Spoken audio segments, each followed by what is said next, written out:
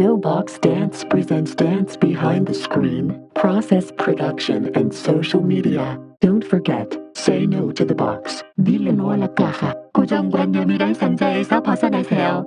Welcome to Dance Behind the Screen podcast. I'm your co-host Martheya, and today I am here with Karla.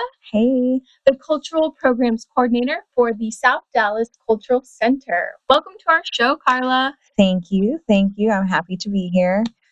This season, we have been talking about all things behind the screen of the business of dance. Mm-hmm. We've talked with fundraisers, executive directors, artistic directors, arts administrators, studio owners, and more. But today I'm really excited to cover community organizing and programming. Mm-hmm. So to start us off, Karla, can you walk us through your experience as a programmer? Well, I should say I have about 10 years of experience doing this. I started doing programming even back in college. I was a resident assistant, and one of the things that we had to do was come up with monthly or weekly programming. So my passion for programming goes way beyond just being in art institutions or cultural institutions. My background is actually in anthropology and museum studies. So that's actually where I got started. And through doing a couple of different internships, and my family loves to throw a good party, I realized, coordinating is something that's my jazz. And I kind of fell into program coordinating. And how that looks at different institutions is wild to me. Because you were somewhere else before you came here to the South Dallas Cultural Center, right? Yeah, so I used to work at a natural history museum in New York. You know who you are. But I had two different coordinating jobs, actually. I used to be a coordinator of youth program, and then I became adults and family, and I moved over 2 years after. And those jobs could not have been any more different. One of the things that I never realized in coordinating events, because, being a part of events, you just show up and you're like, oh, these things are all great.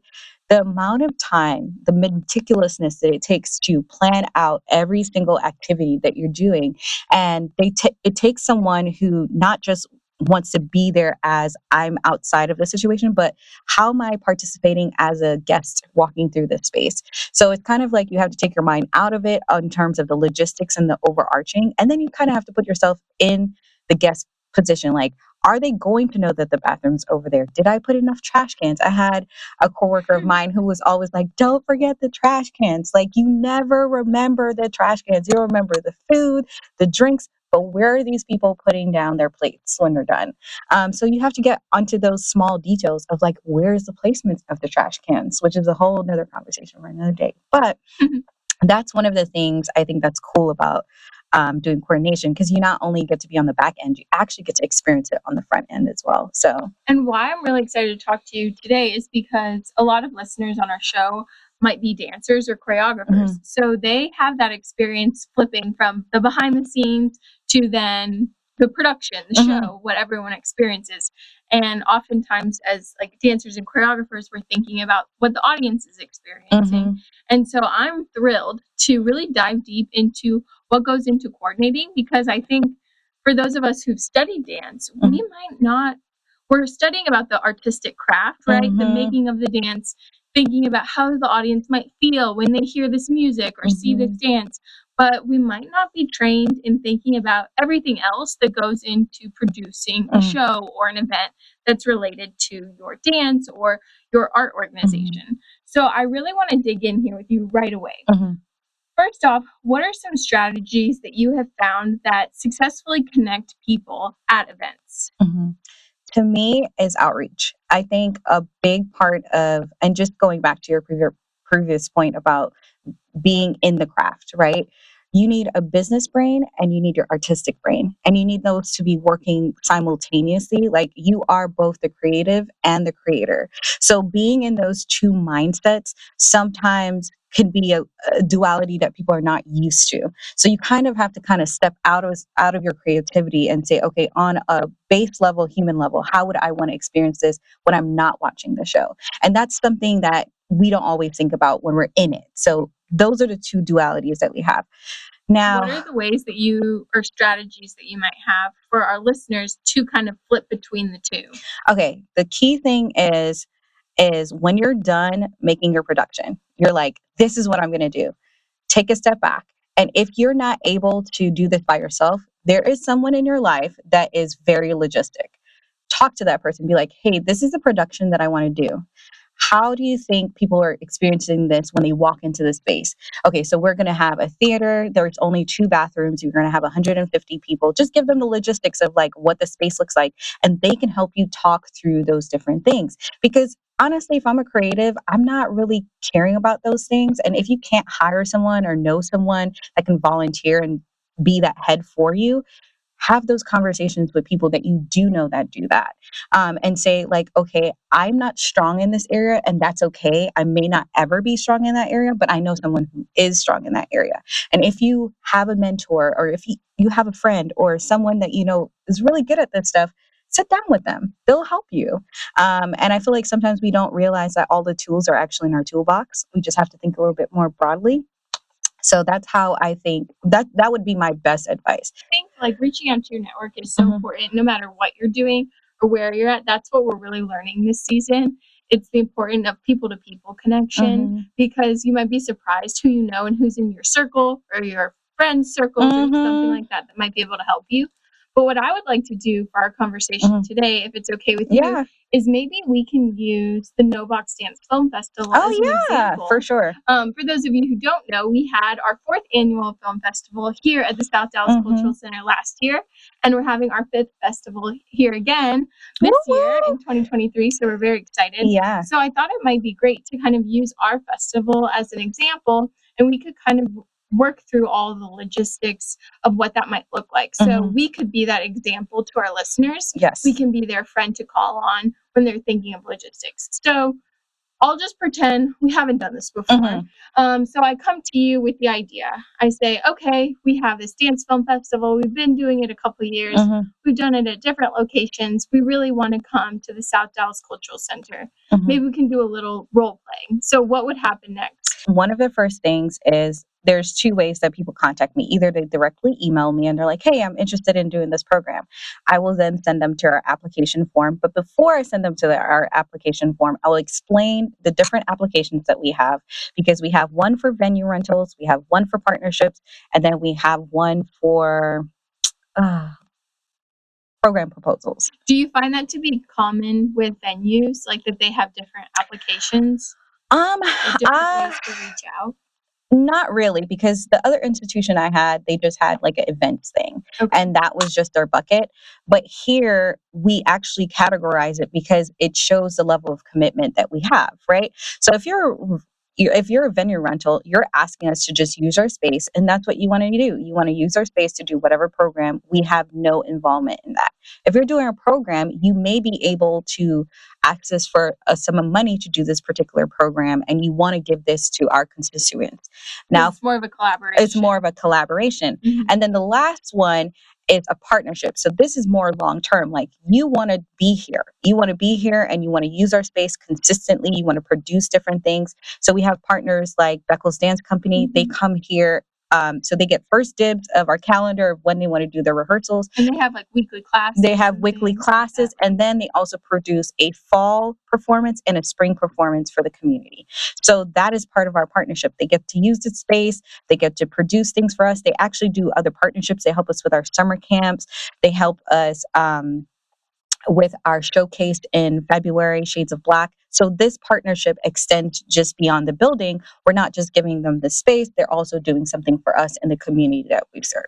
I think that's helpful to hear for our listeners too, finding different ways to plug in with already existing venues or community centers, that there's a plethora of possibilities about how your relationship can look like. If you just came to me, I'd be like, hey, these are the dates that we have available. I will pick your brain about how do you guys plan on doing this? How many people are coming? How many days do you need? What spaces do you think you might need? I will ask you guys to come do a walkthrough before submitting the application sometimes, because in some ways you may have an idea of the space if you've been, but if it's been a while, we always strongly recommend that you do a walkthrough just to make sure it'll work for your event. We'll ask you, what is your marketing plan? Because we know successfully the best marketing plans is when we work together. Your group may not know us and our group may not know you, but if we work together, our groups will come together and we'll have a successful program. And people always, always, always forget the key thing is market, market, market, outreach, outreach, outreach. To go back to my point before, I cannot do my job successfully if no one knows me. That nobody knows that the event's even happening. Exactly. And part of that is marketing, but another part of that is outreach. So for me, can you differentiate the two for yes, us? for sure. So for me, marketing is here we are, this is what we're doing, this is the day, come on through. So that's like posters, social media blasts, email newsletters, exactly. Things like that. To me, outreach in comparison is I'm going out to a different event, to a different place, to a different center, and I want them to know me. It's not about the amount of people that are coming. Focus on quality programming. And I think sometimes we get obsessed with like 100,000 followers or this, that, and third, but I would rather follow someone with quality content than everybody's following that person. And if I was to apply that to my social media, why not apply that to my programming? You bring up a great point, Karla. What do you think makes a quality program or event? The person has to love what they do. I'm that's as basic as it is. You have to love the kids that you're serving. You have to love the arts that you're performing. You just have to have a passion for it. I don't do coordinating because, yes, I'm really good at it. I love my job, but I do it because I love informal education. I really love the fact that people are engaging with the world around them and they're learning something new. And you feel that when you come to meet me. I'm excited about any idea, okay? You could come to me and you say you want to do this. I will try to work with you. It's so true. When we first came to you with the film festival, I mean, I remember our first Zoom chat and you were just like so open, like, how can we make this work? What can we do? And I really appreciated that. Everybody's not like you. So what if our listeners are reaching out to program coordinators and they're like, sure, you can do it, but they're not as supportive or willing to kind of mentor them through the process? What would you recommend that they do? How would you recommend they kind of negotiate through that? Because I think that kind of what you offer, I think is more rare than it is the norm. So yeah, how would you recommend they negotiate? That's a tough one. It's a tough one because I know I make the time. I don't always have the time, but I do make the time. And why I say that, because there's a lot of institutions, and I say give the program coordinator some grace because Imani is our marketing coordinator. And before she came on, I was the marketing coordinator. I was the program coordinator. I was doing all of those all the hats, you know, and my manager. It was just the two of us. Between the two of us, we're wearing all of these hats, trying to get this stuff out there, doing community outreach, you know, sitting at a table, just the two of us, you know, just trying to get out there. So I would say, first of all, give them grace because sometimes people come from a smaller institution. It's very difficult to get back to people because they don't always have the time. And even if they did, they probably are wearing multiple hats. So that's the first thing, give grace. The second thing, to navigate that space, I think, is with certain people, it matters that you've done it before. And I know that sounds crazy. So what if they haven't done it before and they want to show some type of proof of concept? What kind of materials would you recommend they show? Have a proposal. And a proposal looks completely different for everybody. Some people do a PowerPoint. Some people do just like a written work. Even on our website, I'm giving you guys a resource. If you want to know what a program proposal needs and they're not giving you much, go to the South Dallas Cultural Center website. We have outlined, how do you make an exhibition proposal for us? How do you make what are we looking for when you're doing this proposal? A great resource. But thank you for sharing that. I would also say it's like, okay, if you were coming to an event, what would you need to know? You would want to know how many people are going to be there. Like I said before, how long is the show? The timing? What materials do you have? What is your marketing budget? Are you going to be marketing? Are you expecting them to market? What is your outline of that? So what I would say is, like, if you're going for the first time, have all of the answers that you can actually think about for this production. So build out your proposal. Build out your proposal first. The No Box Dance Film Festival, NBFF, is now accepting submissions for its 5th year as an independent film festival. NBFF seeks dance-related films that challenge the possibilities of what dance can look like in video form. NBFF has 4 categories for submissions: short series, general, documentaries, and kids. For more information on how to apply, visit filmfreeway.com/KNOW Dance Film Festival. Okay, so let's pretend it's the day of the event and you want everything to run smoothly. What can you do beforehand to prepare to make sure that everything goes as smooth as possible? Because we know, of course, there's always going to be the unexpected.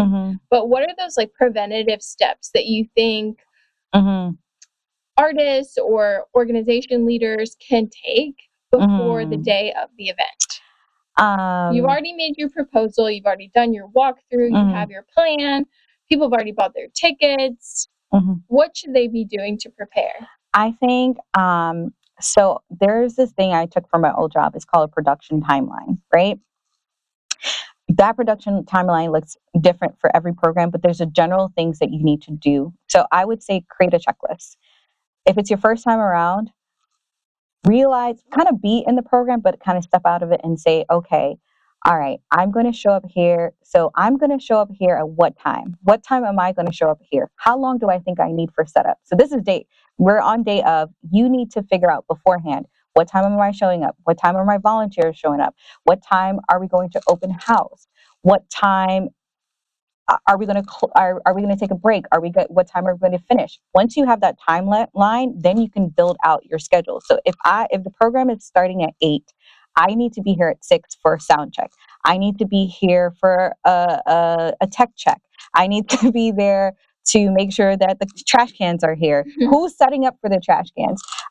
What is the venue giving me? Is the venue going to have staff here? If they're not, how many volunteers will I need? All of those tablecloths. Are there tablecloths? Is there chairs? Yeah. All of those things, but all of it starts with your schedule. So if I'm day of, I need a run of show. What is going to happen at each hour of each day?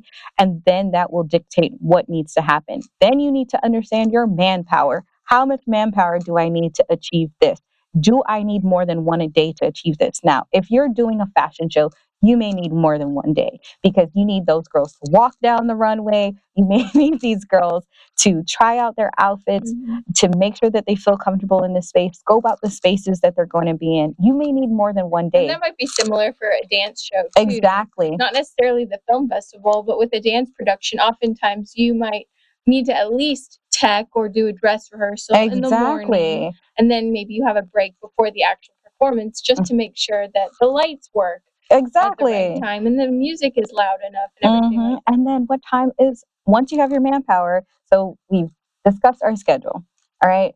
We discussed how much manpower that we need. After we discuss how much manpower, when is my manpower going to show up that day? Are my techs going to be here earlier in the day or are they going to be later in the day? And that all depends on how familiar are they with the space. Those are questions we're going into the nitty-gritty, but when should my techs show up? When should my dancers show up? Even when we're having a film session, we always test the film before we show the film. Why? There may be some gaps. It may be a glitch. There may be something. So there has to be someone. When I used to do a film festival, we had to have people sit and watch each of those films before they were presented from start to finish. Maybe there might be a typo that something needs to be fixed. Maybe this movie is supposed to be in English and it still has the Spanish subtitles or sub over. Like you need someone, and we had tons of interns for this, but we to sit and watch these films beforehand, just to make sure that everything is going smoothly. Is the director coming? If they're coming, do they want one seat? Are they bringing their family? Travel, hotels, all of those things will come. But the baseline of everything I'm saying is, what is your run of show? What is your manpower? Then you organize all of those things into those categories on those boxes. What are some other, like, I guess, strategies or like frames of mind that you think would help? Let's say we're having the show and like the lights aren't working or the sound isn't working. Well, like, how do you recommend people to pivot in the moment? 99% of the time, and I'm putting that very loosely on that 99. people are pretty understanding. In my career, I've had a few people that's had some outbursts, and of course, it was warranted. They know who they are. We talked about it. There was nothing I had control over. There was this one particular gentleman, and I felt really bad. He came from, let's say, Carlton, because that's the furthest place I can think of right now. Or Eunice. Eunice is far, right? I don't I don't even know where that is. I think it's somewhere in Dallas, but someone said that. But I think it's by the airport. That's where it is. So Euless. it's Euless. Yes, there we go. I got that. So let's say this person is driving 45 minutes in. The first day, we sent out an email a few hours before the class. We had to pull it because the teacher had COVID. That's what happened. We had 2 teachers for the class. They had COVID. The person goes back. I'm like, oh, I'm so sorry. We sent out this email a couple of hours ago. The same thing happened to the second teacher the following week. I sent out the email as quickly as I could. The man still drove all the way 45 minutes to be here. What am I going to do? And he was rightfully upset. I'm saying 45 minutes, but I think he had driven like 2 hours, to be honest. Especially with traffic. Exactly. And in those cases, I feel so bad. Like, I feel so bad because I just want to make it better, but there's really nothing I can do. What do you do to try to like neutralize the situation? I apologize. I give them opportunities to come back again. And I'm not going to give you gas money. I'm so sorry. I don't have that in my budget, but if I could, I would. Like, that's how I start. I personally, this is a me conviction, like to just make people feel better. But I had to realize, and this is the biggest thing I want people to take away. You're going to disappoint someone. 99% of the time, people are understanding, which is what I was trying to say. Like, everybody else who came and they didn't get the email, I explained it to them. They're like, oh, I understand. They went to walk around the exhibitions, and we probably may or may not have seen that person again, but we can do the best we can by making it up to the best of our ability. That's one. 2, making the hard call is like either the hardest thing or the easiest thing. Because if it's like low ball, like, oh, we do this every week, it's fine. If this is a one-off thing, it's a lot more difficult and a lot more challenging to do. So you just have to give grace both ways. That's the best thing to do. And when you make that hard call, know that you've done everything in your ability. If replay this, you've done everything in your ability to ensure that this happens today, and it could not happen today. It will be better tomorrow. What are some more logistical things that you think really make someone's event or production stand out? Okay, I'm going to put a little asterisk on this because I am a coordinator. It's like someone who's a dancer who goes to a dance. You're looking at it at a completely different lens than someone who is not a dancer. I'm just going to say that. So for me, it takes a little bit more to impress me. So my list. Yes, what are those things that impress you? Impress me is attention to detail. Like what? Like, you thought about the trash cans, and I know you did. I know you thought, and I know I'm bringing it up a lot. So, but for example, like you're saying, don't put the trash cans right where you walk in, but maybe you're like, oh, it's at the end of the table. This is my favorite event. I'm telling you. If they put the trash cans next to the entrance door of where they're going, because 99% of the time, when you are eating something, you don't realize that you're eating something until you're going into the theater. So the fact that you have the cans not just on one side, but both sides, is an indicator for me that you have thought about the flow of traffic. And what do I mean by that? Attention to detail is about the flow of traffic. You want to walk through that space as if you are a guest. I had a coworker, and I love her to this day. She has taught me so much. We would put stanchions out, and she would walk through the stanchions. She wants to know, where are these people walking? How quickly are they walking through the stanchion? Do we need more stanchion space? Yes, that's very detail-oriented, but those are the things that impress me, that I can tell that you walk through this space as if you were experiencing this as a guest. Detail-oriented, number 1. 2, you're organized. That means that when things come up, you're not flustered. If I know who to talk to, when to talk to. If I'm having an event and I know who to talk to, that makes me feel so much better as a guest. I'm not reaching for someone. Am I talking to a volunteer? Are they labeled volunteer? Are they labeled guest relation? If something happens, I need to be able, am I going to security? Is security visible to me? That if something does happen, I know that I'm going to this volunteer or I'm going to guest services, and I can communicate my problem and it be solved effectively. that makes me feel better. So that's the second thing. If you are the program coordinator, I come to you and I'm like, I'm having a problem.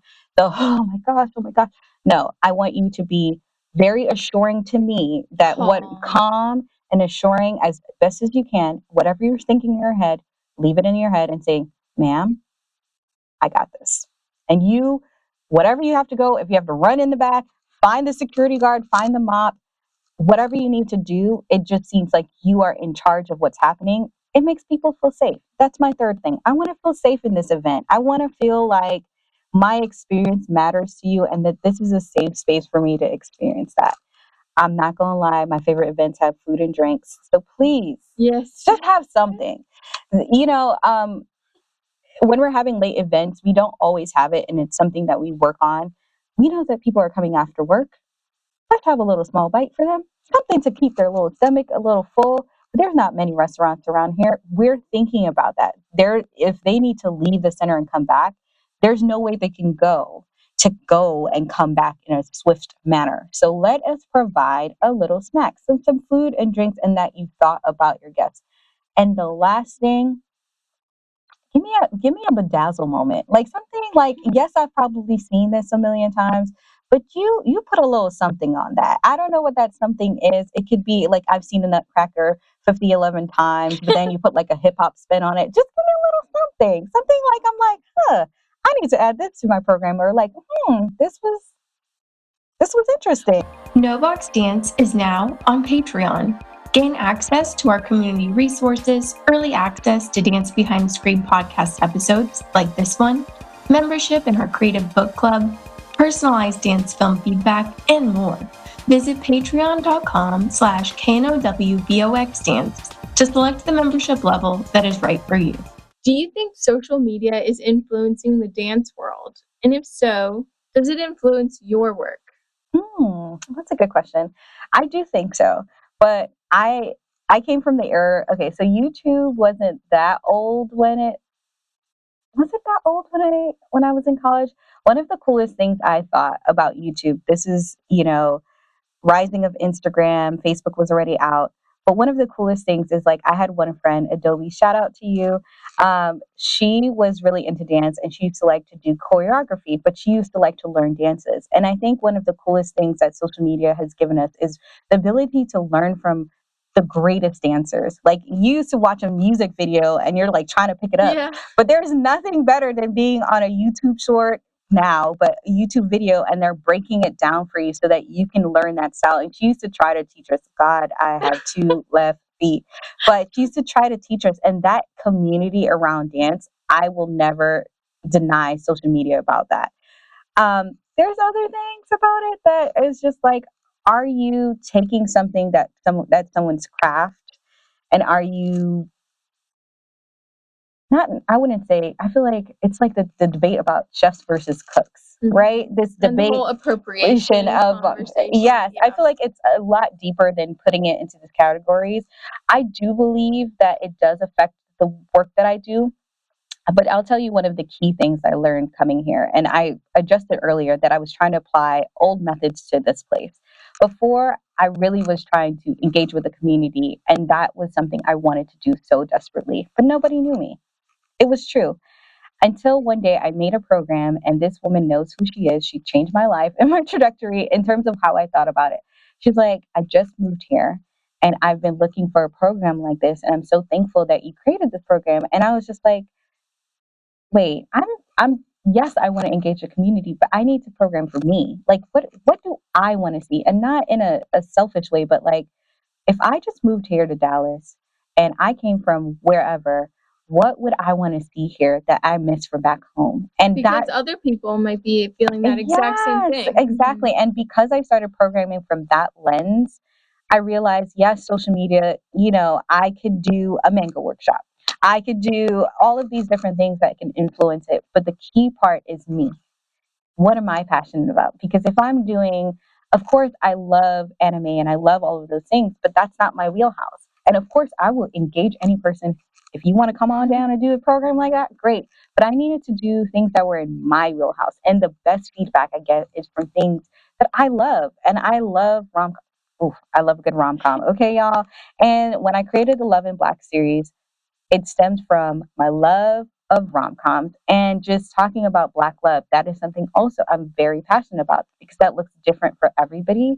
But it all started with my love of rom-coms and a conversation I had with someone that said, Black love is I think it was, I forget what, Black love is a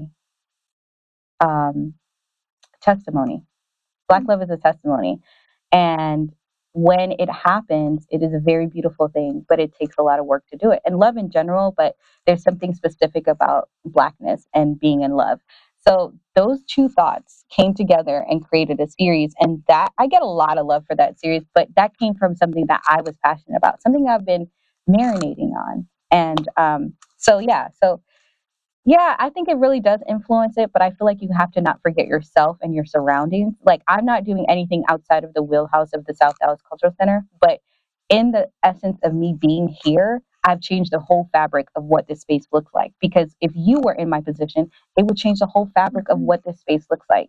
So that's what I'm remembering when I'm coming here. I'm bringing my expertise. I'm respectful of the community as much as I can. I want to do more. So if anybody's listening out here, I definitely want to come to more things. I definitely want to be at more meetings and all of those type of stuff and definitely be more engaging. But I cannot forget my passion and what brought me here to begin with, right? So Well, I'm glad you're here, Karla.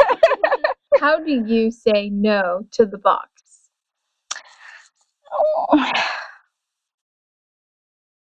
I'm going to say something cheesy, but my faith. There's a Bible scripture. It says, eyes haven't seen, ears haven't heard. And if God has something for me, then it hasn't been seen before. And that makes me say no. Like, probably someone has had a film series, but no one has done it like me. And if they haven't seen it, then no, I'm not going to be inside of this box. I hope I answered that right. But that's how I feel about it. Like, what I'm doing, no one will do it like me. And the fabric, my fingerprint makes me unique to do that. So yes, it could be all of these things we've seen before, but not like me. So no. For all of you listening, keep that in mind. Nobody else is like you are. We need your unique voice in this world. Our last segment is our Flash 4, where we like to ask all our guests to answer 4 questions in a flash. Okay. As fast as possible. Okay. Are you ready? Yes, I think so. All right. If you had to recommend a resource to our audience, what would it be? Number one thing is your 2 things I didn't know about really until I got here. Office of Arts and Culture, if your city has it, and your tourism board. Reason why tourism actually attracts a lot of different events and programmings and stuff, and it also attracts a lot of different grants. So that's a great way to research things and search different types of funding that you can get as an artist. What was the first dance you saw? The Nutcracker. Do you think social media has a positive influence on the dance world? Yes or no? Yes. What is your favorite social media platform? YouTube. Well, Karla, today has been such a great conversation. I really love the tools that you broke down for us that you think make out a great event or production. We talked about attention to detail, being organized, creating a safe space, and that bedazzle moment at the end. So I really look forward to implementing those into the No Box Dance Film Festival this year. And hopefully all of our listeners can bring that to whatever event, no matter how big or small, that they're putting on. So thanks for coming on our show. Thank you, and I love you guys. And Karla, how can our listeners stay connected with you and the South Dallas Cultural Center? Okay, so I have a LinkedIn, and I actually deleted all of my social media. It was a testament to being more of a producer than a consumer. Maybe I'll be back one day, but we'll see. But to stay connected to the South Dallas Cultural Center, we have a YouTube page, we have Instagram, and we have Facebook, and that's the South Dallas Cultural Center. And you can find us on all those platforms. Well, wonderful. Thanks again for coming on, Karla. Thank you so much for having me. Dance Behind the Screen podcast is produced by No Box Dance, an art service organization that creates, collaborates, and discusses art with artists and the public. Dance Behind the Screen podcast is co-hosted by Azaria Hogans, Raina Mondragon, Martheya Nygaard, and Yejin Choi, with sound design by Daniel Rosas. Thanks for taking your time to tune into Dance Behind the Screen, a bi-monthly interview series where we go behind the screen to question process, product, and social media. Be sure to follow us on social media at KNOW Box Dance. See you next time, and don't forget to say no to the box.